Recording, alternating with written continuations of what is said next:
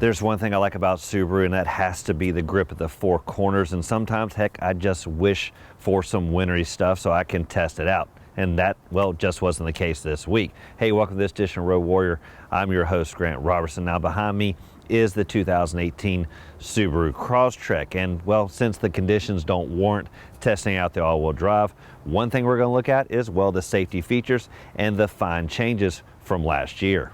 Subtlety is the key word when it comes to the design changes for this next generation Crosstrek. Nothing really huge and drastic, and that's really not to scare people away because really there's not much to change. And what they did is really fine tune it. And where you'll see it is in some design elements, really around the haunches here. Instead of a chiseled box look it had previously, now it's been smooth, and really the eye line moved up here, almost coming in direct line with these rear taillights. There's also been a little bit of different change here. The lower fascia, somewhat the same with this typical black rubber cladding, and as you sweep around you'll see that the headlights have been changed just a little bit of perfection in the grille, but really just fine tuning what was already a decent vehicle. Now, one of the other small details is in the overall numbers.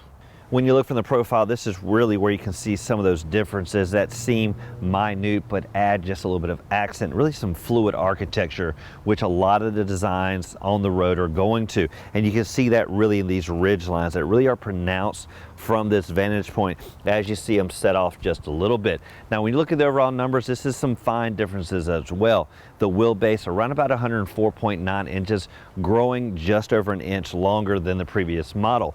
As for the overall length, about 175.8 inches, and basically that's grown by about half an inch as well. Now, those don't seem like big numbers, but it does help creep up the numbers on the inside just a little bit. Now, this vehicle has kind of lowered its center of gravity just a little bit, but that hasn't affected overall ground clearance. Really giving you over 8.5 inches of height, which definitely couples nicely with the all-wheel drive system, because where all-wheel drive comes in handy is in snowy situations. Now, the standard wheel size is 17-inch wheels, but you can opt for 18-inch depending on which model setup you go with. Now, sweep around to the back, the good old business end, there's not a lot of changes back there except, again, for some minute differences in design. Now, what I always talk about is smart key systems, and there's not much to talk about here either because there, well, just wasn't one. Now, what you have is really an all-encompassing key, really having the key fob and the key put together, not too bulky, but a little bit more cumbersome. What I'm referring to is really smart key systems have really invaded the automotive industry, pretty much making this a hands-free approach. But instead, this is going to go old school thinking, unlock, and really gain access after that.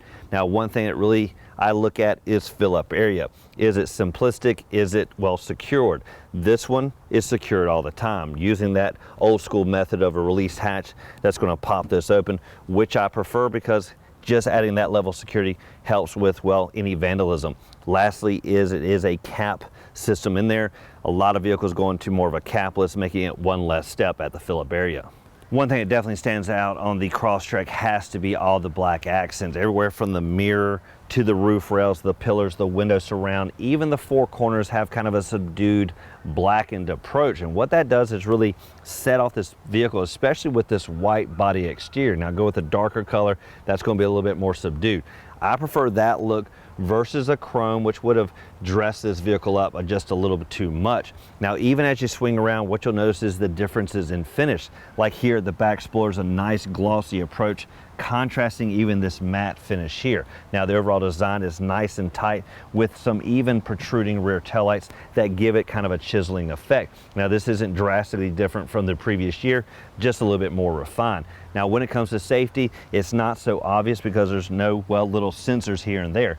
Instead, they go with a nice backup camera, and they do have backup prevention technology, basically meaning should a vehicle come from your side, it's going to sense it. It's going to warn you with an audible noise and some visuals. Now, if you don't stop in time, it will then take over, brake the vehicle to help avoid collisions.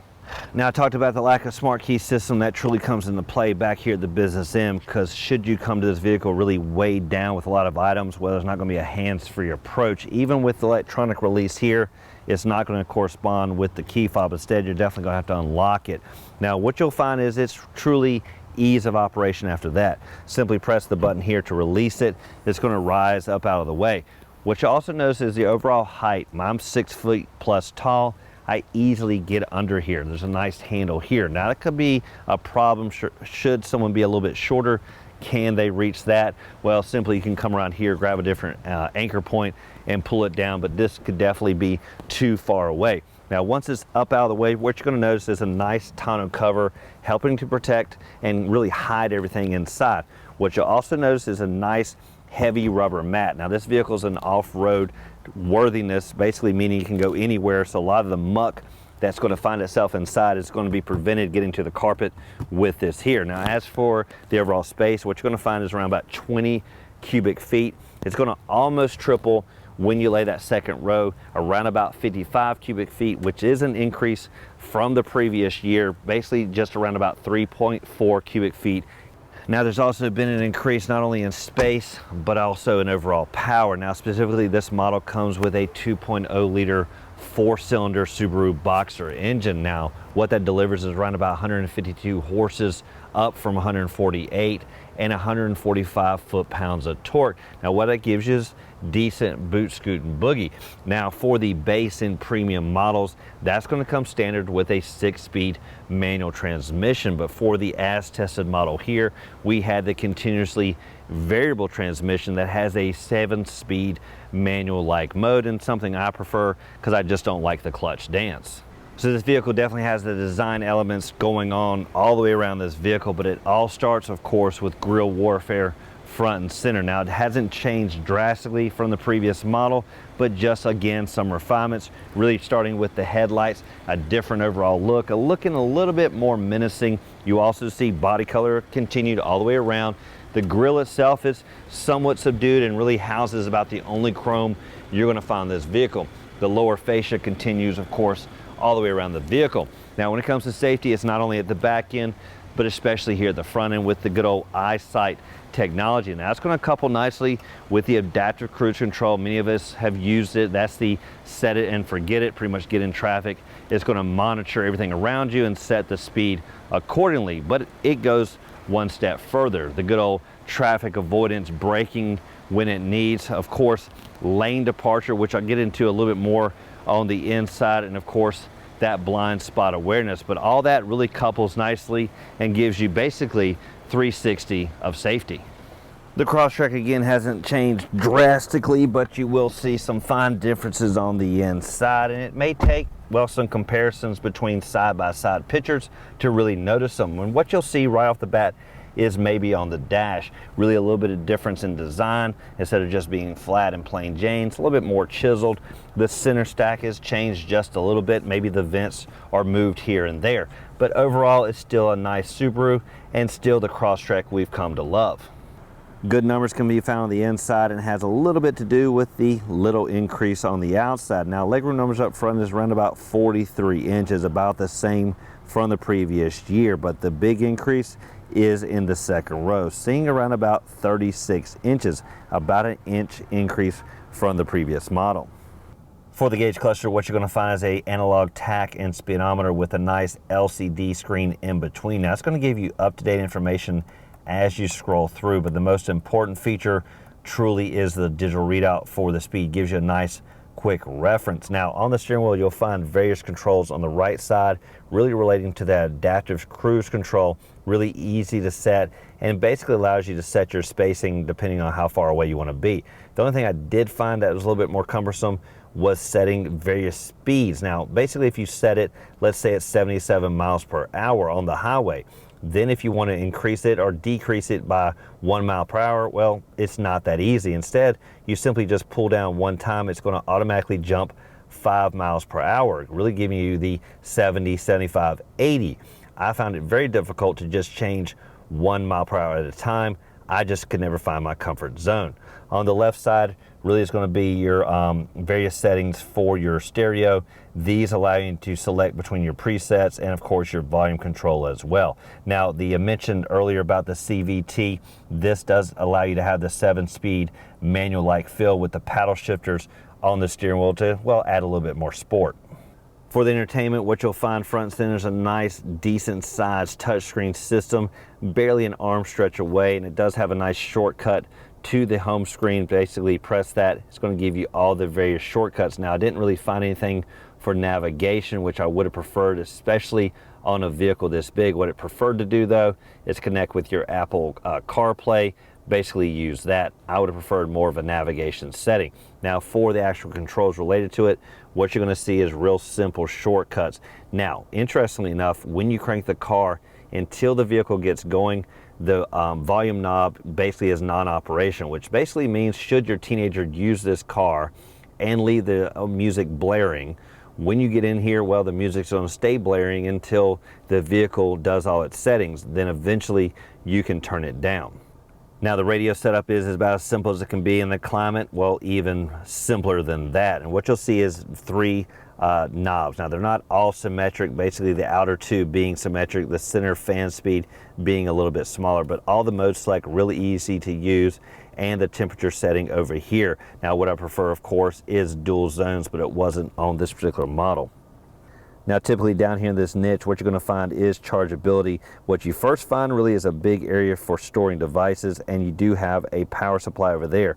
What you don't have is any USB connections, which this spot would be perfect for.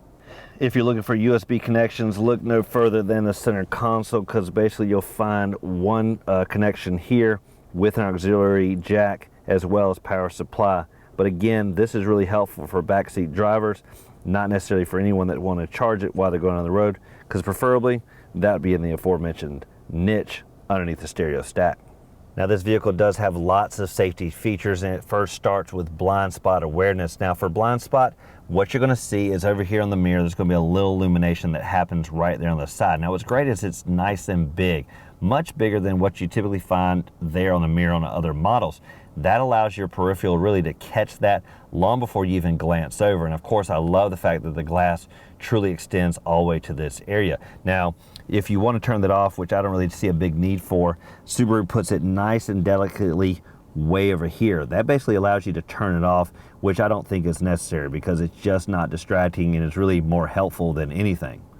Now sometimes when you're driving, you may tend to sway left and right, and that could be due to fatigue or just kind of the natural sway some of us do while we're driving. Now what this vehicle does have is the eyesight control, which basically alerts you to when this happens, and it monitors, of course, the lines in the road. Now that will be somewhat alarming because it will alert you as you cross those lines, and that can be, well, somewhat distracting. Now what's interesting is, well, finding the on off of that, because I pretty much looked in all the natural spots, but instead of being, well, down here where you typically would find it, instead, well, it's way up here above the driver. Now what you'll see is there is a little button right here. Now it took me a while to figure it out, but you just don't press it because it's not going to turn it off. What Subaru wants you to do is commit to the fact that, well, you're overriding their safety, and the way to do that is just simply hold it and press it for quite a bit of time. And what that's going to do is turn it off, and basically you're going to have to do that every time you get in the car, because if you don't, every time you should sway left or right, or at the minimum change lanes, well, it's going to alert you, which, well, is alarming. Another feature they definitely don't want you to turn off is the collision avoidance, which is right here. Now again, you got to press and hold it, and that's going to give you illumination here in the gauge cluster, one of them being the lane departure, the other being crash avoidance. Now I don't see the point of turning it off because it really is there for safety, but again, for the lane departure, that's going to be, well, a little bit distracting.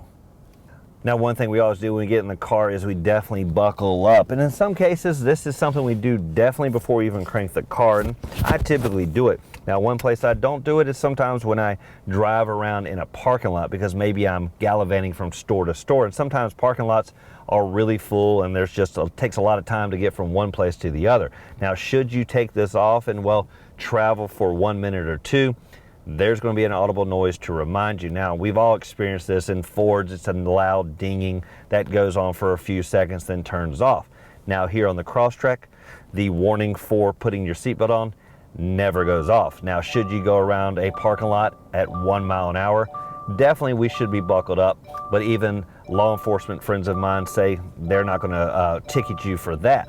So even at slow speeds, when you're safely moving, even around your yard or across the farm, this vehicle wants you buckled up. And I say it's a testament to safety, but I also say it's slightly annoying that the audible noise never goes off. And simply I tested it out and drove around a parking lot for about 10 minutes, and you would think either I would go deaf or it would give up, but it just didn't. It just kept dinging, dinging, dinging, and eventually I gave up and pulled over. For backseat drivers, you're going to find a little bit of independent attention when it comes to the overall seating position in the back. Basically, the outer positions are going to have kind of a niche-like feel with a little bit of sculpting when it comes to the bench. As for the middle, not too tight, but it does leave just a little bit of room for an average person. Now, down here on the floor is your typical hump, which basically means there's going to be a fighting for foot position. Now, lastly is overall comfort, and what you will not find is a center console, basically allowing for cup holders and other things to be positioned. Instead, you're going to simply find a nice little nook and cranny over here on the side doors, basically allowing you to put your beverages, which can house about anything you put in it, but if it's too tall, it's just not going to fit. Safety is sometimes an afterthought when we get behind the wheel, but thankfully the Crosstrek will remind you at every beep. Those audible tones that heck remind you to buckle up and even stay in your lane. And well, certainly they can be annoying, but they're there for a reason. Now, some other things we truly like on this vehicle starts on the outside, the overall design, and the fact that this vehicle has grown just a little bit to make the overall feel on the inside just a little bit stronger. Now, as always, I'd like to thank you for watching this edition of Road Warrior. Keep both hands on the wheel and eyes straight ahead.